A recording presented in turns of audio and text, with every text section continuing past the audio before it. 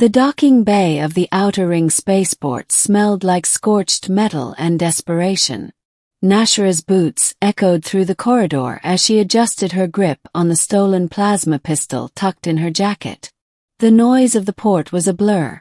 Gruff traders bartering, overworked engineers cursing at flickering interfaces, and the ever-present hum of machinery keeping the entire orbital platform from falling into the gravity well below. Her target was on Deck 47, a human scavenger named Cade Voss, reportedly running solo salvage missions into the wreck zone. He smirked. Humans were hardy, sure, but solitary ones were reckless, easy pickings. The client only needed Voss's Invocar. No need to bring him back breathing. "Coordinates locked," she whispered, pressing her wrist pad. A blue arrow hovered in her augmented display, guiding her toward Dock C-73. She was a bounty hunter, formerly of the Zeeri Syndicate. Her red skin and slitted yellow eyes often gave her away, but she'd painted over her clan tattoos. Clean look, clean kill. The dock door was already open when she arrived, and she slipped inside. The ship was modest, a repurposed Kestrel-class shuttle, scavenged and up-armored with alien plating and ion-resistant seals. Efficient, quiet, dangerous. She liked it. Inside, the ship was dimly lit.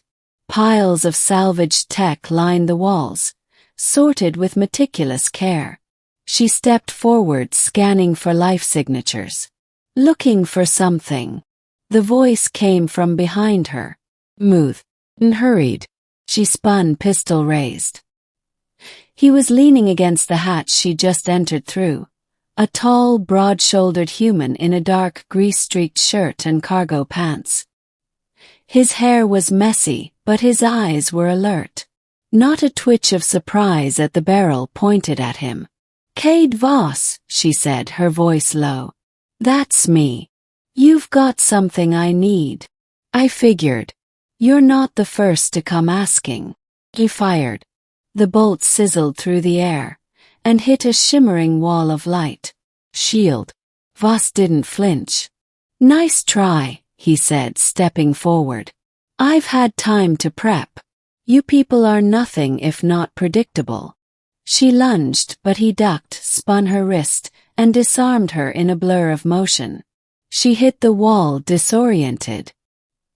He grabbed the front of her jacket and hoisted her off the floor. "Now," he said calmly, "why don't we talk like civilized life forms?" It took an hour, 2 stim patches, and a bloodied nose before Nashara stopped trying to kill him. Voss tossed her into a containment chair and spun a monitor to face her. On it, the NAV core scans flickered, readouts from his last trip into the wreck zone. "What do you see?" he asked. "A junkyard," she muttered. "Look again." She frowned. There was a pattern in the debris, rings of destroyed vessels, perfectly spaced. Each ring pulsed with faint electromagnetic fields. Not natural. Not accidental. Someone built that. Someone or something. He paused, then sat across from her. "That field out there. It's not just a graveyard. It's a test. Lure. The ships didn't crash by chance, they were pulled in. I've been mapping it for 3 months. And you're still alive because I know how to listen." He tapped his skull. "Human intuition. Which we don't rely on just scans and stats. We feel. And sometimes survive when we shouldn't." She stared at him. There was no arrogance in his tone, just quiet certainty. "You should have killed me," she said. "I thought about it. But I could use someone who can fight." Nashara barked a laugh. "You want to hire me?" "No. I want you to see what I've seen. Then decide if you're still on the wrong side."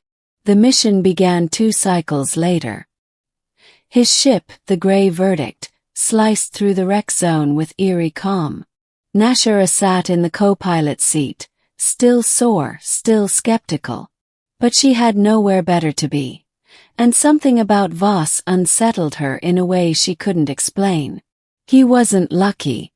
He wasn't charming. But things around him worked. Like the universe occasionally bent a rule for him. They passed derelicts from a dozen species. Some she recognized, some she didn't. Ships with hulls melted like wax, others perfectly preserved but with every occupant mummified in their seats. Then the whispers began. Faint at first, electromagnetic anomalies, Voss explained. But Nashara heard them, even with her implants shut down. Murmurs in an ancient language. Warnings. Or invitations. She gripped her seat. This is cursed. No, Voss said softly. It's waiting. They reached the center of the zone, where a massive, shattered vessel drifted, easily 5 kilometers long. A battleship. A generational ark. No record of it existed in any archive. Voss powered down the engines.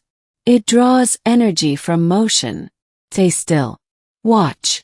They drifted for 10 minutes. Nothing. Light. A pulse from the core of the derelict. Shapes emerged. Metallic drones, spider-like, weaving trails of blue plasma behind them. One floated near their viewport. It had no eyes, but Nashara felt it watching. They scan minds, Voss said. They're not looking for threats. They're looking for something else. The drone twitched. Then all of them vanished. Engines off, weapons offline, no sudden moves. They were accepted. Nashara exhaled only after Voss powered the ship again. You've done this before, she asked. 4 times. But I've never gone in before. Her eyes widened. What? He smiled grimly. You're my backup. The interior of the ancient ship was silent. No gravity. They floated through twisted corridors lit by alien runes. Nashara scanned the walls. They were laced with a compound denser than neutronium. This ship wasn't built. It was grown. They found the chamber within an hour. A cathedral-like space with seats for giants and a pulsing orb at the center. The orb spoke. Not in words but in memories. Flashes of ancient wars. Of civilizations rising, building weapons to fight entropy itself. Of something awakening in the void beyond galaxies. A threat that devoured knowledge. The ship was a library. Last defense. And the drones. Archivists, testing for minds capable of understanding, remembering, and protecting what came before. You were chosen, Nashara whispered. So were you, Voss replied. But I came here to kill you. Intent changes. Actions matter. The orb pulsed, and a beam struck their foreheads. Visions flooded them. Maps, languages, blueprints. Nashara screamed as 1,000 years of lost science downloaded into her neural net. Then silence. They floated in darkness. The orb dimmed. It had passed its torch. They barely made it back. The ship took damage on exit. One of the drones caught in their thrusters triggered a failsafe. But they survived. 3 weeks later, they sat on a barren moon, their ship under repair. Nashara stared at the stars. She felt different, older. The knowledge burned inside her. She had equations in her mind for engines that could fold time. She knew how to build AI that dreamed in poems.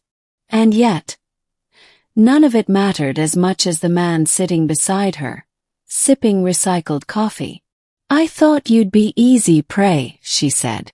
He smiled. Most do. I was wrong. I know.